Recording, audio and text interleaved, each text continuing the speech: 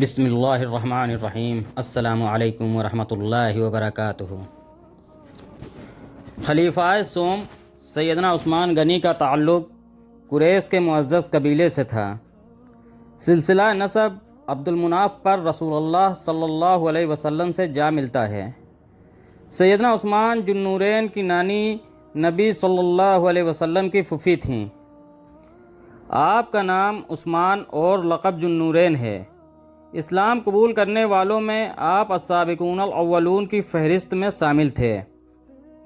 آپ نے خلیفہ اول سیدنا ابوبکر صدیق کی دعوت پر اسلام قبول کیا تھا۔ حضور صلی اللہ علیہ وسلم پر ایمان لانے اور کلمہ حق پڑھنے کے جرم میں سیدنا عثمان غنی کو ان کے چچا حکم بن ابی الاس نے لوہے کی زنجیروں سے باندھ کر دھوپ میں ڈال دیا۔ کئی روز تک علیحدہ مکان میں بند رکھا گیا۔ چچا نے جب آپ سے کہا کہ جب تک تم نئے مذہب یعنی اسلام کو نہیں چھوڑو گے آزاد نہیں کروں گا۔ یہ سن کر آپ نے جواب میں فرمایا کہ چچا، اللہ کی قسم میں مذہب اسلام کو کبھی نہیں چھوڑ سکتا اور اس ایمان کی دولت سے کبھی دستبردار نہیں ہوں گا۔ سیدنا عثمان غنی اعلیٰ سیرت و کردار کے ساتھ ثروت و سخاوت میں بھی مشہور تھے۔ رسول اللہ صلی اللہ علیہ وسلم نے فرمایا کہ جنت میں ہر نبی کا ساتھی و رفیق ہوتا ہے، میرا ساتھی عثمان ہوگا۔ سیدنا عثمان کے دائرہ اسلام میں آنے کے بعد نبی اکرم نے کچھ عرصہ بعد اپنی بیٹی سیدہ رقیہ رضی اللہ عنہا کا نکاح آپ سے کر دیا۔ جب کفار مکہ کی اذیتوں سے تنگ آ کر مسلمانوں نے نبی کریم صلی اللہ علیہ وسلم کی اجازت اور حکم الہی کے مطابق ہجرت حبشہ کی تو سیدنا عثمان بھی ماں اپنی اہلیہ حضرت رقیہ رضی اللہ عنہا حبشہ ہجرت فرما گئے۔ جب حضرت رقیہ رضی اللہ عنہا کا انتقال ہوا تو نبی صلی اللہ علیہ وسلم نے دوسری بیٹی حضرت ام کلثوم رضی اللہ عنہا کو آپ کی زوجیت میں دے دیا۔ اس طرح آپ کا لقب ذو النورین معروف ہوا۔ مدینہ منورہ میں پانی کی قلت تھی، جس پر سیدنا عثمان نے نبی پاک کی اجازت سے پانی کا کنواں خرید کر مسلمانوں کے لیے وقف فرمایا۔ اور اسی طرح غزوہ تبوک میں جب رسول اللہ صلی اللہ علیہ وسلم نے مالی اعانت کی اپیل فرمائی تو سیدنا عثمان غنی نے 30,000 فوج کے 1/3 اخراجات کی ذمہ داری لے لی۔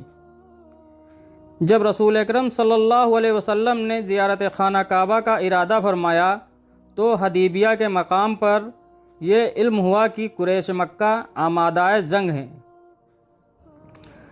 اس پر آپ صلی اللہ علیہ وسلم نے سیدنا عثمان غنی کو سفیر بنا کر مکہ بھیجا۔ قریش مکہ نے آپ کو روکے رکھا تو افواہ پھیل گئی کہ سیدنا عثمان کو شہید کر دیا گیا۔ اس موقع پر 1400 صحابہ سے نبی صلی اللہ علیہ وسلم نے بیعت لی کہ سیدنا عثمان غنی کا قصاص لیا جائے گا۔ یہ بیعت تاریخ اسلام میں بیعت رضوان کے نام سے معروف ہے۔ قریش مکہ کو جب صحیح صورت کا حال علم ہوا تو آمادہ صلح ہو گئے اور سیدنا عثمان غنی واپس آ گئے۔ خلیفہ اول سیدنا ابوبکر صدیق کے مجلس مشاورت کے آپ اہم رکن تھے۔ امیر المومنین سیدنا عمر کی خلافت کا وصیت نامہ آپ نے ہی تحریر فرمایا۔ دینی معاملات پر آپ کی رہنمائی کو پوری اہمیت دی جاتی۔ سیدنا عثمان غنی صرف کاتب وحی ہی نہیں تھے بلکہ قرآن مجید آپ کے سینے میں محفوظ تھا۔ آیات قرآنی کی شان نزول سے خوب واقف تھے۔ بطور تاجر دیانت و امانت آپ کا طرح امتیاز تھا۔ نرم خو تھے اور فکر آخرت ہر دم پیش نظر رکھتے تھے۔ نبی کریم صلی اللہ علیہ وسلم کا ارشاد ہے کہ عثمان کی حیا سے فرشتے بھی شرماتے ہیں۔ تبلیغ و اشاعت اسلام کے لیے فراخ دلی سے دولت صرف فرماتے۔ ان کا دور حکومت تاریخ اسلام کا ایک تابناک اور روشن باب ہے۔ ان کے عہد زرعی میں عظیم الشان فتوحات کی بدولت اسلامی سلطنت کی حدود اطراف عالم تک پھیل گئیں، اور انہوں نے اس دور کی بڑی بڑی حکومتیں روم، فارس، مصر کے بیشتر علاقوں میں پرچم اسلام بلند کرتے ہوئے عہد فاروقی کی عظمت و ہیبت اور رعب و دبدبے کو برقرار رکھا، اور باطل نظاموں کو ختم کر کے ایک مضبوط، مستحکم اور عظیم الشان اسلامی مملکت کو استوار کیا۔ نبی کریم صلی اللہ علیہ وسلم نے فرمایا کہ اے عثمان، اللہ تعالیٰ تجھے خلافت کی قمیص پہنائیں گے۔ جب منافق اسے اتارنے کی کوشش کریں تو اسے مت اتارنا یہاں تک کہ تم مجھے آ ملو۔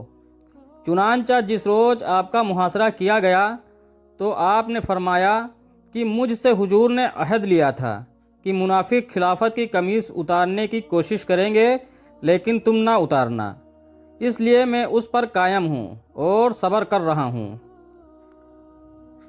35 ہجری میں ذوالقعدہ کے پہلے عشرے میں باغیوں نے سیدنا عثمان ذو النورین کے گھر کا محاصرہ کیا اور آپ نے صبر اور استقامت کا دامن نہیں چھوڑا۔ محاصرہ کے دوران آپ کا کھانا اور پانی بند کر دیا گیا۔ تقریباً 40 روز بھوکے پیاسے 82 سالہ مظلوم مدینہ سیدنا عثمان کو جمعۃ المبارک 18 ذوالحجہ کو انتہائی بے دردی کے ساتھ روزہ کی حالت میں قرآن پاک کی تلاوت کرتے ہوئے شہید کر دیا گیا۔ سیدنا عثمان کو شہید کرنے کی یہ سازش در حقیقت اسلامی تاریخ کی سب سے اول اور سب سے عظیم سازش تھی۔ یہ سازش جو عبداللہ بن سبا سمیت متعدد منافقین کی سعی کا نتیجہ تھی، در حقیقت صرف حضرت عثمان کے خلاف نہ تھی بلکہ یہ اسلام اور تمام مسلمانوں کے خلاف تھی، اور آپ کی شہادت کے بعد وہ دن ہے اور آج کا دن کہ مسلمان تفرقہ اور انتشار میں ایسے گرفتار ہوئے کہ نکل نہ سکے۔ یہ وہ بات تھی جس کی خبر حضرت عثمان نے ان الفاظ میں دی تھی کہ بخدا اگر تم نے مجھے قتل کر دیا تو پھر تا قیامت نہ ایک ساتھ نماز پڑھو گے نہ ایک ساتھ جہاد کرو گے۔ آپ کی شہادت پر مدینہ میں کوہرام مچ گیا۔ حضرت سعید بن زید نے ارشاد فرمایا، لوگوں واجب ہے کہ اس بدعمالی پر کوہ احد پھٹے اور تم پر گرے۔ حضرت انس نے فرمایا، حضرت عثمان جب تک زندہ تھے اللہ کی تلوار نیام میں تھی، اس شہادت کے بعد یہ تلوار نیام سے نکلے گی اور قیامت تک کھلی رہے گی۔ حضرت ابن عباس نے ارشاد فرمایا، اگر حضرت عثمان کے خون کا مطالبہ بھی نہ کیا جاتا تو لوگوں پر آسمان سے پتھر برستے۔ حضرت علی کو جیسے ہی شہادت عثمان کی خبر ملی، آپ نے فرمایا، اے اللہ، میں تیرے حضور خون عثمان سے بریت کا اظہار کرتا ہوں۔ اور حافظ ابن کثیر نے یہ بھی نقل کیا ہے کہ حضرت علی حضرت عثمان کے پاس جا کر ان پر گر پڑے اور رونے لگے، حتیٰ کہ لوگوں نے خیال کیا کہ آپ بھی ان سے جا ملیں گے۔ علامہ ذہبی نے حضرت عثمان کے کمالات و خدمات کا ذکر ان الفاظ میں کیا ہے، ابو عمر عثمان ذو النورین تھے، ان سے فرشتوں کو حیا آتی تھی۔ انہوں نے ساری امت کو اختلافات میں بٹ جانے کے بعد ایک قرآن پر جمع کر دیا۔ وہ بالکل سچے، کھرے، عابد، شب زندہ دار اور شائم النہار تھے، اور اللہ کے راستے میں بے دریغ خرچ کرنے والے تھے، اور ان لوگوں میں سے تھے جن کو حضرت صلی اللہ علیہ وسلم نے جنت کی بشارت دی ہے۔ زیر تبصرہ کتاب شہادت حضرت عثمان میاں شیر محمد کی تصنیف ہے۔ اس کتاب میں انہوں نے خلیفہ ثالث سیدنا عثمان بن عفان کی مختصر سوانح عادت و خصال، فضائل و مناقب اور کارناموں کا ذکر کرنے کے بعد ان کی المناک شہادت کا ذکر کیا ہے، اور قتل کرنے میں شامل افراد کے الگ الگ انجام کو بھی بیان کر کے یہ ثابت کیا ہے کہ قدرت نے ادائے دین، ادائے صحابہ اور ادائے سیدنا عثمان سے نہایت شدید انتقام لیا۔ صبائی پارٹی کے ایک ایک فرد کو عبرتناک سزا دی۔ خود عبداللہ بن سبا اسکل اشقیاء، جس نے دین کی تفریق میں بین المسلمین اور حضرت عثمان کی خون ریزی و خون آشامی کا یہ سارا پروگرام بنایا تھا، نہایت بری طرح آگ میں جل بھن کر واصل جہنم ہوا۔ اس کی پارٹی کا ایک ایک ممبر اور حضرت عثمان کا ایک ایک دشمن پاگل ہو کر جلت کی موت مرا۔